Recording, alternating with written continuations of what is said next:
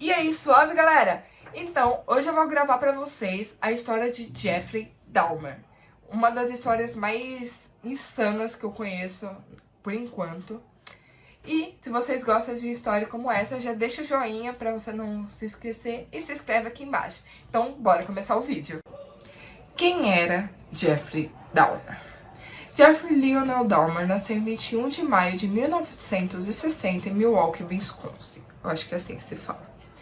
A personalidade de Dahmer era muito complicada, para não dizer impossível. Até que ele era conhecido como canibal americano, né, gente? Dá pra ver que não era uma pessoa boa. Dahmer parecia mais uma pessoa normal, com problemas comuns, mais velho entre dois irmãos.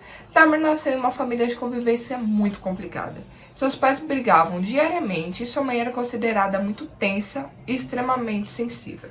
Seu pai era bastante ausente, dado seu empenho acadêmico e sua ocupação como químico. Ao que parece, ele aprendeu muito de química com seu pai, pois utilizava produtos químicos para transformar carnes e ossos em líquidos, ao ponto de poder escoar um material humano pelo ralo.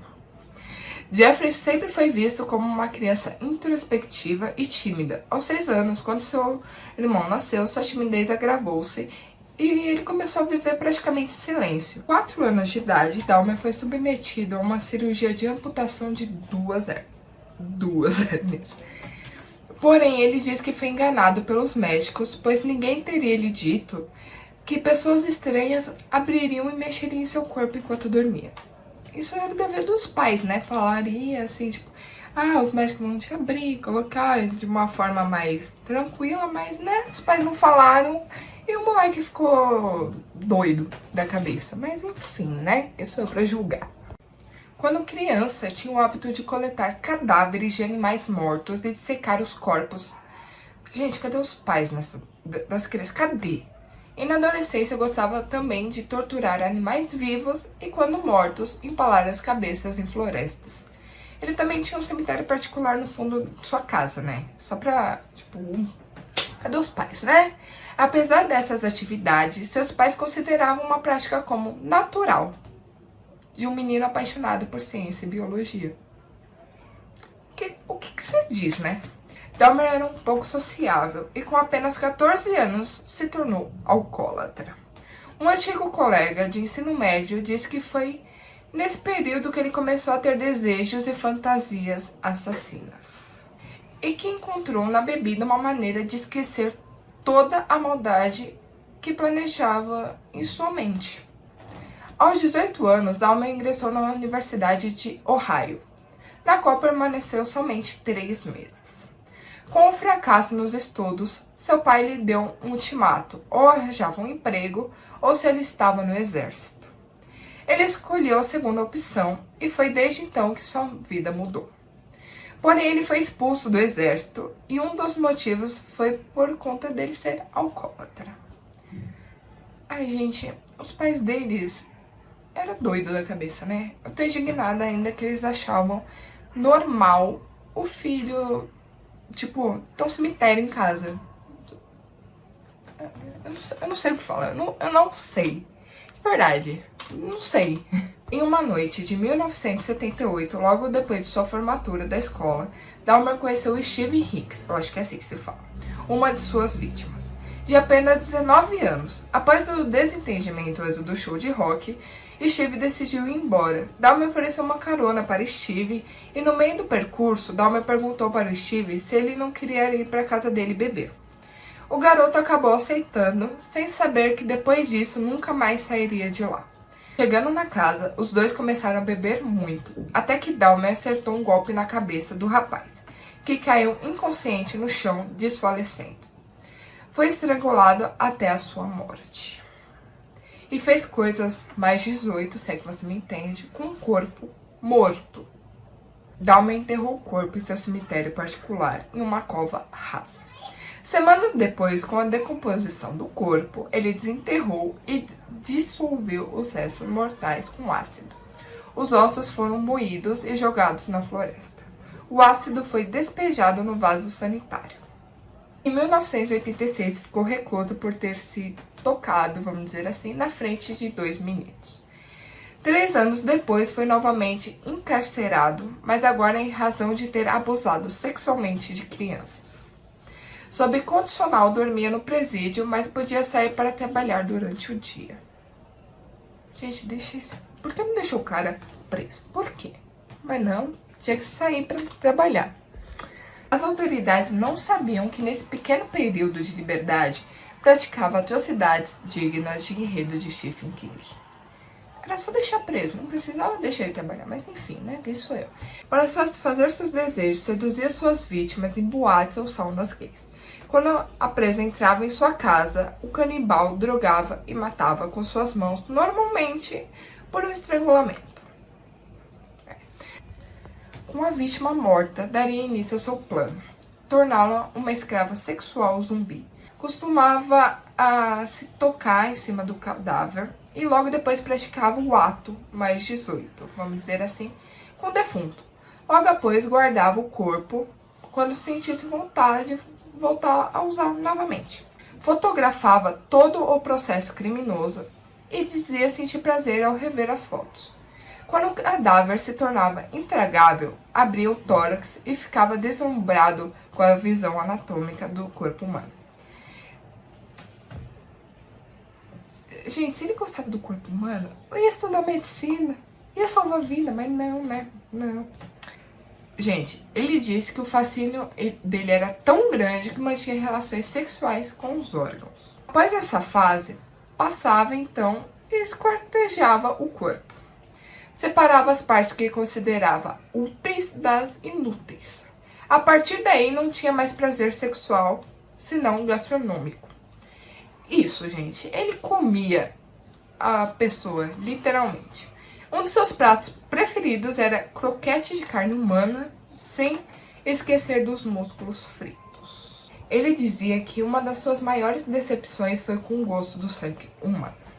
Confessou não ser agradável ao seu paladar. Relatou que tinha ereções durante suas refeições e acreditava que comendo as vítimas poderia ter sobrevida dentro do seu corpo. Guardava os crânios de suas vítimas como troféus de campeonato esportivo. Com medo de alguma visita desconfiada de suas decorações, pintava as caveiras de cinzas para dar a impressão de que era um instrumento de estudante de medicina. Tá, né? Ele tinha tanto orgulho de seus crânios que projetou transformar a sua casa em um santuário, a fim de melhorar a sua vida social e a situação financeira. Agora vamos para a descoberta. O apartamento de Dahmer foi descoberto ao acaso. A partir de uma ronda de 2 policiais nas proximidades da Universidade de Marquette, em Milwaukee, Wisconsin, eu acho que é assim que se fala, mas tá escrito aqui. O rapaz se identificou como Trace Edwards, eu acho que é assim que se fala, tá escrito aqui, de 32 anos, e mencionou que estava em um encontro quando foi vítima de tentativa de homicídio. Ainda que relutante com essa história, os policiais deslocaram até o endereço informado por Edwards. Os policiais foram atendidos por um homem educado que, imediato, se ofereceu para buscar as chaves das algemas que estavam no quarto. Desconfiado, um dos oficiais se deslocou até o corredor da residência e percebeu que as paredes estavam cobertas por fotografias de cadáveres, vísceras, cabeças decepadas e etc. As surpresas encontradas no interior do imóvel deixaram muitas pessoas completamente perplexas. Obviamente, né? Tinha órgãos, tinha cadáver. É óbvio, né, que as pessoas ficaram perplexas. A gente não espera muito menos, né? Na pia da cozinha estava um torso humano rasgado, que é, vamos dizer, o tronco do corpo. E na tábua de carne próxima havia um órgão genital masculino fatiado, pronto para ser cozido. Na geladeira, uma cabeça em estado avançado de decomposição. E no congelador, 3 cabeças acondicionadas em sacos plásticos. Além de diversos restos humanos, foram também encontrados tonéis repletos de torso apodrecendo. Os oficiais identificaram os restos mortais de 11 vítimas diferentes. Todos eram homens, sendo a maioria negros. No total, Jeffrey Dahmer matou 17 pessoas entre os anos de 1987 e 1991. Contudo, foi processado pelo estado de Wisconsin por apenas 12 homicídios de primeiro grau na classificação norte-americana. Agora vamos para o julgamento. Dahmer foi levado ao julgamento em julho de 1992. Ao ser questionado sobre sua declaração, disse ser culpado pelos crimes pelos quais estava sendo acusado. Surpreendido com a informação contrária à sua orientação inicial, o advogado Gerald Boyle, eu acho que é assim que se fala, direcionou seus esforços para que o júri considerasse Dahmer mentalmente insano. A defesa apresentou 45 testemunhas durante o julgamento, as quais relataram o comportamento estranho do acusado e suas desordens mentais e sexuais. Por outro lado, a acusação representada pelo promotor Michael McCann, não sei esse cara aqui, demonstrava que Dahmer era frio, premeditado e perfeitamente capaz de controlar seus impulsos. A defesa insistiu na tese de inimputabilidade, afirmando que Dahmer era um trance governado nos trilhos da loucura. A acusação rebateu fortemente e ele não era um trance governado, ele era um engenheiro. Após 5 horas de deliberação, o júri chegou ao veredito. Jeffrey Dahmer era culpado pelas múltiplas acusações de homicídio formuladas pela acusação. Sua sentença de 957 anos de reclusão. Agora vamos dizer sobre a morte dele. Dahmer foi recolhido na Colômbia. Eu não sei falar o resto, vou escrever aqui. Embora inicialmente não fizesse parte da população geral da prisão, ele conseguiu convencer as autoridades penitenciárias a lhe permitir contato com outros detentos. Com o tempo, passou a se alimentar e a trabalhar com os demais presos. Em 28 de novembro de 1994, os agentes penitenciários do Instituto deixaram Dahmer para trabalhar na companhia de 2 outros presos. Jesse Anderson, um homem que havia assassinado a própria esposa, esse cara aqui, e Christopher Scamver, esse cara aqui, preso por homicídio em primeiro grau. Quando os agentes retornaram 20 minutos depois, a cabeça de Dahmer havia sido esmagada. Jeffrey Dahmer morreu na ambulância a caminho do hospital. Então é isso, gente. Esse é um dos casos que eu mais acho pesado, por enquanto, né?